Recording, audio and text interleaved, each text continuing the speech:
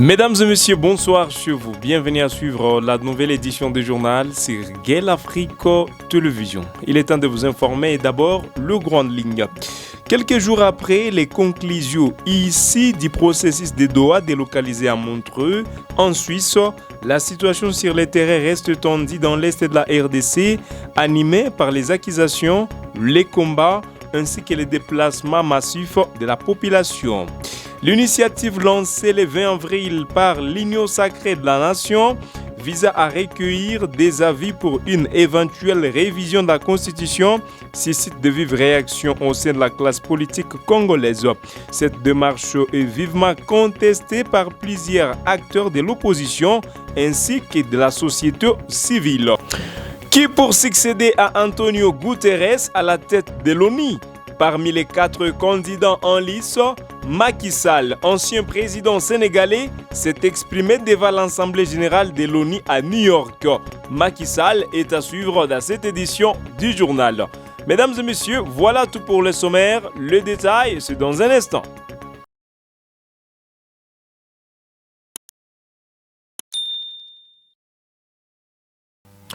Quelques jours après les conclusions ici du processus de Doha délocalisé à Montreux en Suisse, la situation sur le terrain reste tendue dans l'est de la République démocratique du Congo, animée par les accusations, les combats ainsi que les déplacements massifs de la population.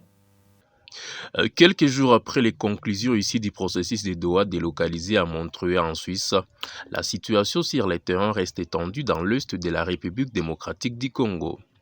Malgré les engagements pris, les forces armées de la RDC et FARDC et les rebelles de l'AFC M23 continuent de s'affronter, chacun accusant l'autre de violer les cessez-le-feu, notamment à travers l'usage des drones et des attaques armées. En dépit de l'appel de la mission de l'Organisation des Nations Unies pour la stabilisation en RDC MONUSCO à mettre fin à l'utilisation des drones pour faciliter le suivi de la trêve, une frappe aérienne attribuée au FARDC a visé le mardi 21 avril une position rebelle dans le village de Kibati, situé dans les territoires de Walikale, en province du Nord Kivu. Selon des sources locales, un drone a survolé plusieurs localités avant de larguer un explosif, provoquant une forte détonation et sémant la panique parmi les habitants. Aucun bilan officiel n'a encore été communiqué, en raison notamment de difficultés d'accès à la zone touchée.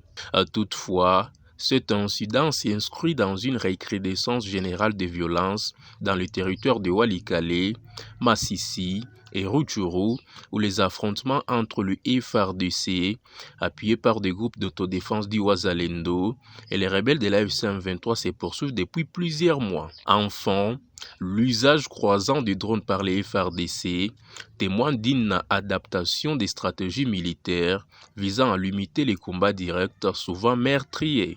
Mais cette évolution n'empêche pas la dégradation continue de la situation sécuritaire, exposant davantage les populations civiles au risque de violences et de déplacements forcés dans une région où les enjeux sécuritaires et miniers restent étroitement liés. La situation sécuritaire et la protection de civils ont été au cœur des échanges ce 22 avril 2026 entre les chefs de la MONUSCO, James Christopher Swan, et les gouverneurs militaires de la province de l'Ituri, le lieutenant-général Luboya Majoni, qui ont réaffirmé leur engagement à renforcer la collaboration au profit des populations. Le représentant spécial du secrétaire général de Nations Unies en RDC et les gouvernants militaires étaient entourés des membres du système des Nations Unies et ceux du comité pour cette sécurité. En toile de fond des échanges, la situation sécuritaire et humanitaire des populations ituriennes. James Christopher Swan a indiqué à la presse que l'Ituri demeure une priorité de la mission. Nos échanges ont porté sur la situation sécuritaire, la protection des civils et les efforts conjoints de la MONUSCO et des forces de défense et de sécurité congolaises nécessaires pour stabiliser durablement la province. L'Ituri demeure une province prioritaire pour la MONUSCO. Les populations civiles continuent d'y être affectées par la violence des groupes armés comme la Convention pour la Révolution populaire, CRP, et la coopérative pour le développement du Congo, CODECO, occasionnant des déplacements et des tensions intercommunautaires.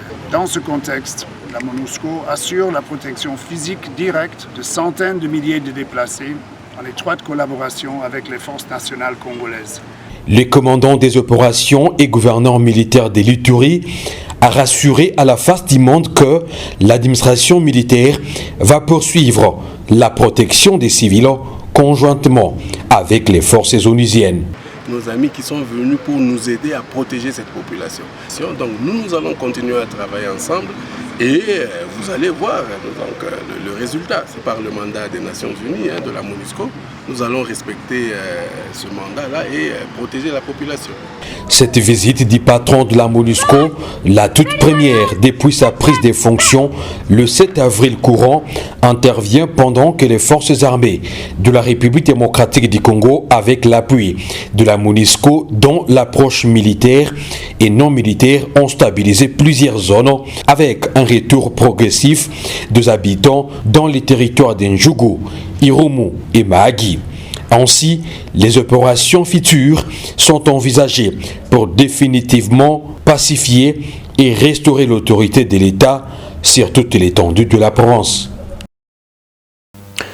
Les forces armées de la République démocratique du Congo ont récemment accentué leur offensive contre la milice conventionnelle pour la révolution populaire CRP, un groupe armé dirigé par Thomas Lubanga dans plusieurs villages du territoire de Djougou en Ituri. Les forces armées de la République démocratique du Congo ont accentué depuis le début de la semaine leurs opérations militaires contre la milice Convention pour la Révolution populaire, un groupe armé dirigé par Thomas Lubanga dans plusieurs villages du territoire de Djougou en Ituri. Le combat se concentre notamment dans les localités de Dédé et Liri, où les affrontements ont été particulièrement intenses. D'après des sources sécuritaires, au moins 8 combattants de la CRP ont été neutralisés et plusieurs autres blessés, tandis que plus de 10 000 civils ont été contraints de fuir leurs habitations. La situation reste marquée par une multiplication d'attaques et des tentatives d'incursion attribuées à la CRP dans différentes zones de Djougou. L'armée congolaise affirme avoir renforcé sa présence pour contenir cette menace. Le week-end dernier, des combats violents à Liri ont coûté la vie à 4 miliciens, mais également à un soldat de FARDC. À Dédé, une embuscade tendue par le combattant de la CRP a fait 3 morts et 3 blessés parmi les militaires. Par ailleurs, plusieurs offensifs ont été repoussés autour de Fataki, Guina et Loda, notamment à proximité des sites accueillants de déplacés. Dans ces climats d'insécurité persistante, la population civile paye un lourd tribut.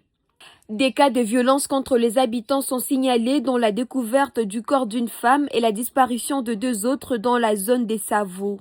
Face à cette menace, de milliers de personnes ont fui vers des zones jugées plus sûres, notamment Mahagi, Ala et le groupement de Babou, où la présence militaire a été renforcée.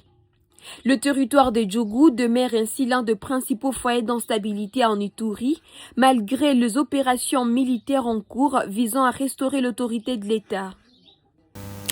Débutée le 21 avril 2026 en Ituri, la campagne contre la poliomyélite vise près de 1,46 million d'enfants sur 3 jours avec des opérations de proximité pour assurer la vaccination.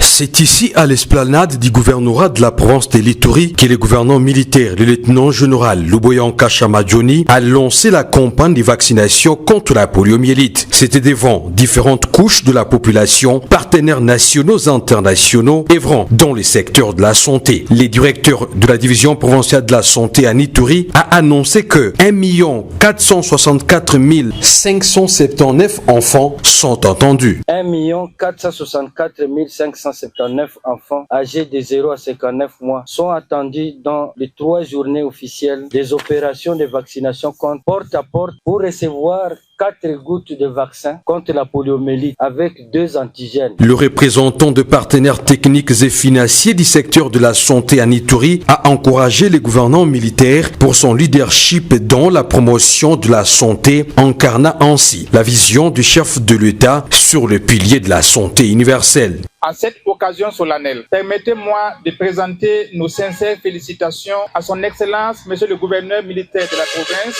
pour sa disponibilité permanente, son leadership et son attention soutenue en faveur de toutes les activités visant la protection et la promotion de la santé. Le gouverneur militaire de l'Ituri, le lieutenant-général Luboyan Kashamadjoni, a salué la vision éclairée du commandant suprême des FARDC et de la PNC pour l'attention particulière accordée au secteur de la santé. Je voudrais rendre mes hommages les plus déférents au chef de l'État, président de la République, son Excellence Monsieur Félix Antoine Tshisekedi Tshilombo, commandant suprême des forces armées et de la police nationale, pour sa vision éclairée et son engagement constant en faveur de la santé et du bien-être de la population congolaise. Les vaccinateurs passeront de ménage en ménage pour atteindre chaque enfant, même dans les zones les plus reculées de notre province. Sur ce, je déclare officiellement lancer la campagne de vaccination contre la poliomyélite sur toute l'étendue de la province de l'Ituri. Le gouvernement militaire a invité les leaders communautaires ituriens à sensibiliser davantage les parents pour la réussite de cette campagne, rappelant que vacciner son enfant, c'est l'aimer et les protéger. Le président de l'Assemblée nationale en République démocratique du Congo, l'honorable Emeboji Sangara, a accordé une audience au secrétaire général du Forum des parlements de pays membres de la conférence internationale sur la région des Grands Lacs FPCIRGL, le docteur Ousmane Mwapinga. Le président de l'Assemblée nationale de la République démocratique du Congo, l'honorable Emeboji Sangara, a accordé une audience ce mercredi 22 février 2026 au secrétaire général du Forum de parlement de pays membres de la conférence internationale sur la région de Grands Lacs, le docteur Deo Ousmane Mwapinga. Cette rencontre s'inscrit dans une dynamique de renforcement de la diplomatie parlementaire et de la consolidation des liens de coopération entre les États de la région de Grands Lacs. Le responsable du FPCIRGL était accompagné de l'ambassadeur de la République unie des Tanzanie en RDC, Saïd Juma Mshana. Au cours de cette audience, les deux personnalités ont salué l'accession de Emeboji Sangara à la tête de l'Assemblée nationale, lui adressant leurs félicitations pour cette responsabilité à la tête de l'une des principales institutions du pays. Les discussions ont également porté sur le préparatif de l'Assemblée nationale congolaise qui doit accueillir en juin prochain la réunion plénière du Forum de parlement de la CIRGL. À l'issue des échanges, les partis ont réaffirmé leur volonté de promouvoir une coopération interparlementaire active en vue de contribuer à la stabilité, à la paix durable et au développement de la région. En mission à Pékin, en Chine, le ministre de la Justice congolaise Guillaume Ngefa Atondoko Andali renforce la coopération judiciaire, la lutte anticorruption, entraide pénale et la digitalisation du système judiciaire entre Pékin et Kinshasa. Guillaume Ngefa entend renforcer l'entraide judiciaire, pénale et aussi le partage d'expériences chinoises dans la lutte anticorruption ainsi que la digitalisation judiciaire. La rencontre du ministre d'État de la Justice avec le vice-procureur général chinois illustre la volonté de Kinshasa de s'inspirer de nouveaux modèles pour moderniser et sécuriser son appareil judiciaire. En présence de l'ambassadeur de la RDC en Chine, François Baloumouene, les échanges ont mis en lumière la nécessité de consolider les mécanismes d'assistance mutuelle afin de faciliter le traitement des dossiers impliquant des intérêts communs. En marge des échanges institutionnels, Guillaume Ngefa a aussi pris langue avec l'association des avocats chinois autour d'un objectif stratégique, renforcer la coopération professionnelle et s'inspirer des avancées chinoises appliquées sur le droit. La rencontre a été également marquée par la volonté de créer un réseau de collaboration entre avocats chinois et congolais. 我觉得今天下午的交流是令人愉快的。 À travers tous ces échanges, j'ai commencé à comprendre que pour le barreau congolais, vous avez aussi des expériences très précieuses et j'espère que désormais, nous pouvons mener et renforcer, approfondir nos liens et afin de nous inspirer plus et surtout nous apprendre. Comme lors de la première rencontre, les deux échanges se sont conclus sur une note symbolique avec la remise des cadeaux traduisant la solidité des liens et l'engagement des deux parties à bâtir un partenariat durable. Après une pause, suite aux aléas, les activités de Frivao reprennent de la plus belle manière. Suivez. Après une pause, l'opération de réparation des victimes des activités illicites de l'Ouganda en République démocratique du Congo reprend de plus belle manière. À Bibois, dans l'est de Kinshasa, les fonds spéciaux de répartition de l'indemnisation aux victimes des activités illicites de l'Ouganda, Frivao, a lancé les travaux d'élaboration d'un manuel de procédure pour encadrer l'identification et indemniser des victimes.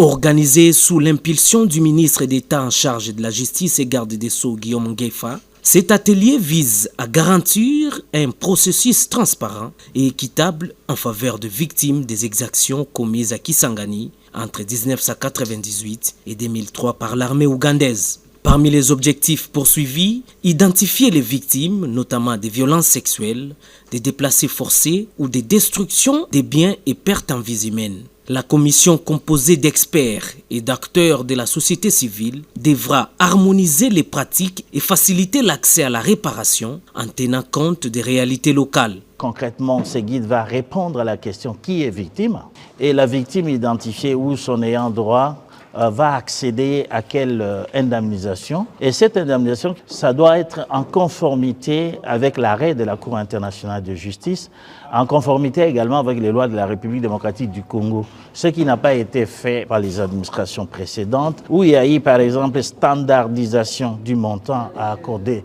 aux victimes, mais cette fois-ci on va tenir compte des préjudices subis par chaque victime qui sera identifiée. Une avancée majeure vers une justice réparatrice pour des milliers de victimes en quête de reconnaissance.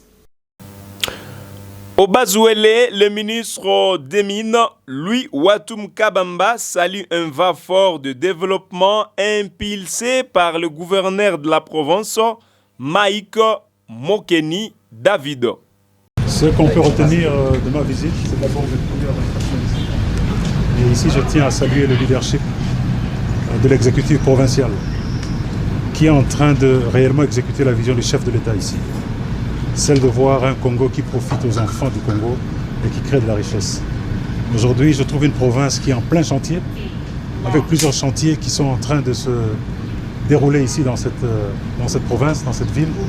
C'est cela même le développement. Et donc il y a un vent nouveau, un vent très fort de développement qui se déroule ici. C'est pour cela que lors de toutes mes séances de travail que j'ai eues ici, que ce soit avec la société civile, que ce soit avec l'administration, ou que ce soit avec les exploitants miniers que j'ai vus, j'ai demandé vraiment que cet esprit de développement soit soutenu par tous et par toutes, qu'il n'y ait pas de spectateurs, qu'il n'y ait que des acteurs. Mais ce qui m'a emmené également, c'est veiller à ce qu'il y ait un renforcement de la gouvernance minière. Comme vous le savez, cette province aussi a d'énormes richesses minières. Et il faut que ces richesses bénéficient et profitent aux fils et filles de cette province et aux enfants de la RDC. Ce mercredi 22 avril 2026 à Kinshasa, la ministre d'État en charge des Affaires étrangères, Thérèse Kaikwamba Wagner, a reçu Patricia Lombard, directrice générale Afrique du Service européen pour l'action extérieure de l'organisation Union européenne. C'est mercredi 22 avril 2026 à Kinshasa, la ministre d'État en charge des Affaires étrangères Thérèse Kaikwamba a reçu Patricia Lombard, directrice générale Afrique du Service européen pour l'action extérieure de l'Union européenne. Cette rencontre s'inscrit dans le cadre du renforcement des relations diplomatiques entre la République démocratique du Congo et l'Union européenne.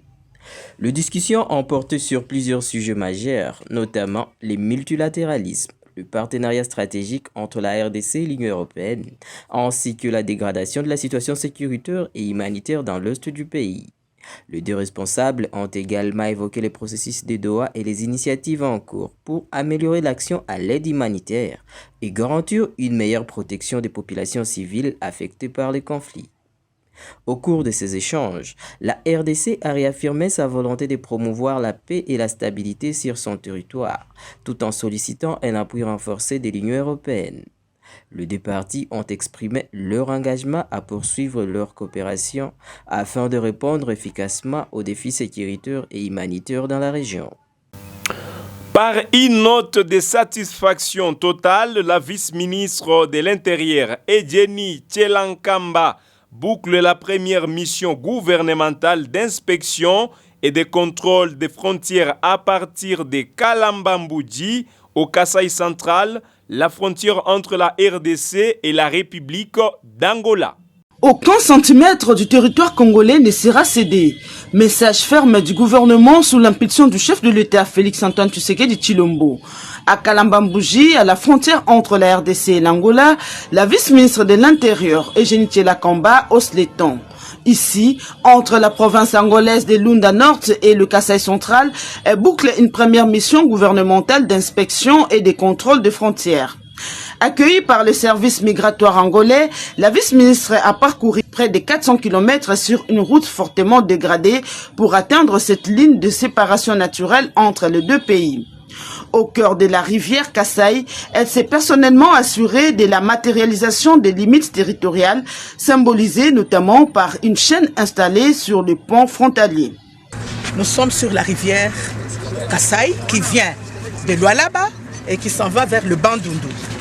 Ceci forme la bande frontalière entre nous et la République d'Angola. Les relations entre nos deux communautés sont au beau fixe. Je crois que vous avez vu, bien qu'on parle deux langues différentes, mais le dialecte est le même. Donc, nous sommes deux frères. Dans un contexte sécuritaire tendu, la RDC s'est dit sous pression. Sur place, Edjeni Tchelankamba appelle à une vigilance accrue. Message adressé aux services étatiques, mais aussi à la population. Renforcer le veille patriotique et ne rien laisser passer. Avant cette étape stratégique, la vice-ministre a fait escale dans la cité de Kalambambouji. Accueillie dans une ambiance chaleureuse, elle y a tenu un meeting centré sur la réconciliation, l'unité et la paix. Des valeurs jugées essentielles pour consolider la stabilité dans cette zone frontalière sensible. Benjamin Mbonipa, haut cadre au sein du M23, a affirmé lors d'une conférence tenue à Goma que la FC-M23 n'est pas opposée à l'ouverture de l'aéroport international de Goma, mais attend un plat de discussion clair pour sa réouverture. Et les banques et l'aéroport soient travailler ensemble. Nous attendons quand est-ce qu'on va avoir un programme pour travailler et discuter sur l'ouverture de l'aéroport. Nous ne sommes pas opposés. Il faut qu'ils viennent, qu'on travaille, qu'on voit les modalités techniques, sécuritaires, parce que c'est aussi l'aspect sécuritaire.